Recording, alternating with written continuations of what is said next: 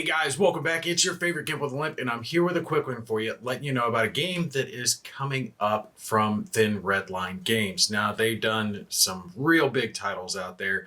1985, Under an Iron Sky, Sacred Oil. All right, so the games they put out are awesome. I mean, they are deep, chromy, just good stuff, but ones you've really got to work at, right? This is not a beer and pretzels type of war game. They've had a secret project they've been working at for a little while, and honestly, I was expecting something, Third World War or whatever. They actually are coming out with a game called The Fate of All, and this is set back in ancient times, hoplites and spears, swords, shields, arrows, all that type stuff.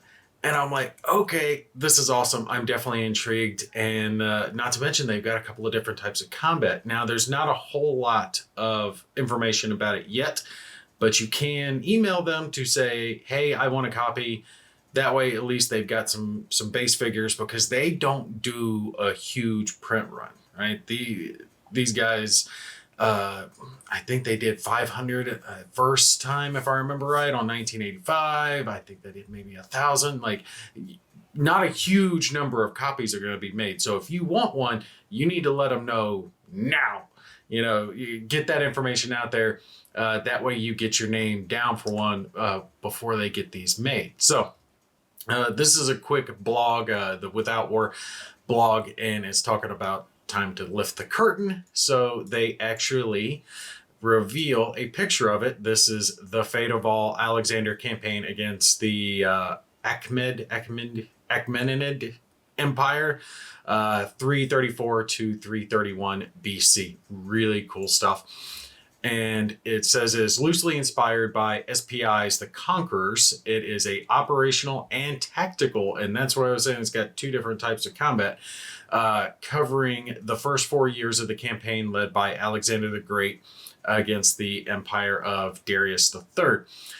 Rules are centered on the problems of army organization, supply, and morale. Armies must be organized in a balanced way, or they will move slowly. Cavalry must be assigned to foraging, raid, reconnaissance. Morale must be kept under control using glory or donations. Political aspects are also a key element. Both sides will have to use money or threats like that to gain support, and will face treason, revolts, and dubious allies. All the classical sources and several modern military focused studies are being used during development, and these guys, they work hard. Like, they put their blood, sweat, and tears into the stuff they make. In particular, the Anabasis, whatever, of Alexander by Arrian has been chosen as the main and most reliable classic source for two reasons. Arrian based most of his writing on the now lost Ptolemy's account of the campaign, and he was himself a military commander, thus having better understanding. Final goal is to give a realistic representation of ancient warfare without strained salads of godly interventions, auguries, or Homeric duels. In the end, players will find that problems were faced were similar to those encountered during the Napoleonic era or the American Civil War, which, I mean, you're going to have that in any type of combat simulation. You got to keep your supplies up, have your troops fed and supplied. Don't let them hit you in the flanks and all that other good stuff. It says it will have 4 maps. They'll cover Greece, part of the Balkans, Anatolia, Egypt, and the Middle East up to Babylon. The scale is 30 kilometers per hex with monthly turns. And here's a example of what could be, not what it is. This is all work in progress stuff. All right, so don't take any of this as like final. This is what it is. But the map definitely looks good so far. They're definitely putting in some effort into this. We can zoom in here and see some closer views of some of the maps. And just looking at this now, and this is just me kind of spitballing because I know they're not done with it, I would almost like to have maybe white border around the words, like, Syria, where it says here, have like a little border there to make the words stand out just a little bit better, because they might bleed in. Like you see Tyros here over the water, it bleeds in just a little bit. But and it's minor. It's a minor gripe. And like I said, these aren't final. These are just, hey, this is where we're kind of at now. We're poking around at things. This is a map of Lower Macedonia and Thessaly. And you can see some of the ports and the cities up and down the coast here. It kind of gives you an idea of what the game ultimately could look like. And we've got some counters here. They're going to be 5/8, same as the C3 series. And it's going to approximate roughly 1,500 soldiers or 200 to 300 cavalry.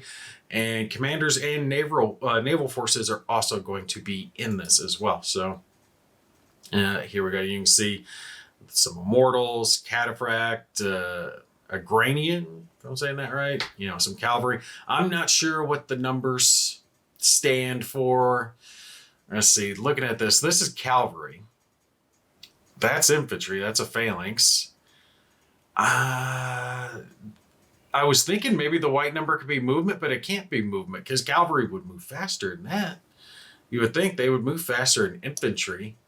I'm thinking this is maybe attack and defense numbers over here on the bottom left, the black numbers, the 5, the 2, the 1, the red numbers. I was thinking that might be morale, but that doesn't really fit, does it? That could be something like morale or leadership, something along those lines.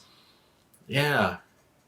It's got to be something else, because I'm thinking this white number doesn't really fit as movement, unless I'm just way off base, because the immortals here, I mean, they were a lighter infantry, but they weren't that light, not to be twice as fast as cavalry. But that gives us an idea of where they're at. Now, this is the coolest part. Battles can be fought using strategic combat. Still realistic, but quicker.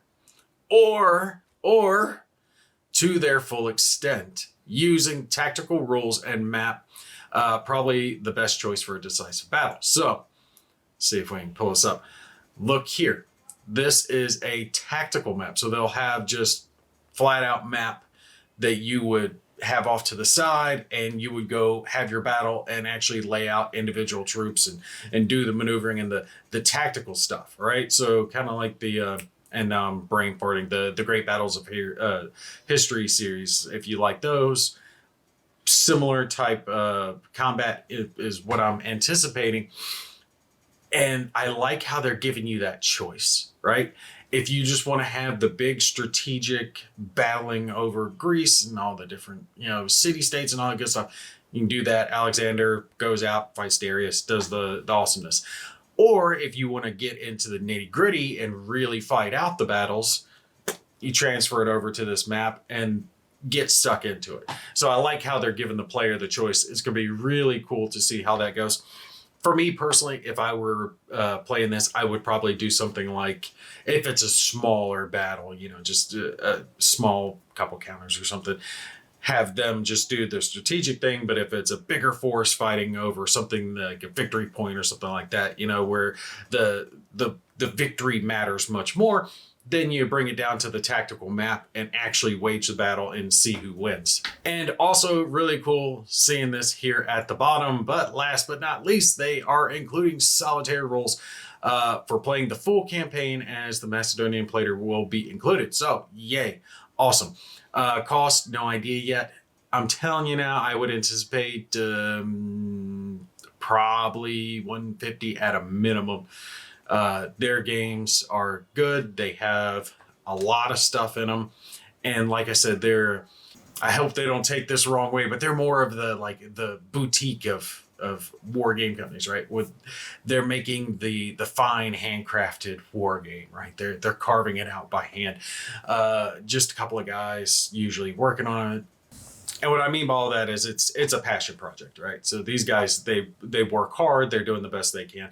And since they are not, Fantasy Flight or one of those huge Asmodee type companies, they're not making 40,000, 50,000 copies. They're going to make 500,000 copies, something like that. of a handcrafted game. So it's going to cost a little bit more, but I have not encountered any of their games so far that have not been worth what they're asking. Right. And these guys aren't trying to gouge or anything like that. They're enough to get the game made. And unfortunately, costs have gone up. So yeah, this game's going to be a penny. Right. I would go ahead and anticipate that one with everything that they're talking about, including multiple maps, definitely going to have a fair amount of player aids in this thing. And then if they're including the ability to do strategic and tactical battles as well, yeah, it's going to cost a little bit, but I have no doubt that this game will be worth it. I mean, everything that they put out so far, Thin Red Line, has just been, mwah, excellent. So I expect good things. I will cover more of it as soon as I hear of it. And if you are interested, let me scroll down here. Where is it? You need to email info@trlgames.com. You can reserve a copy, right? So just send them an email. Hey, I want to reserve a copy, and this helps them get some names down, get some numbers, so they know roughly what their interest is going to be. So, boom, I'll pop it down in the description as well, so you guys will have access to it there. All right, that's going to be it for this one. You guys take care. Catch you in the next one.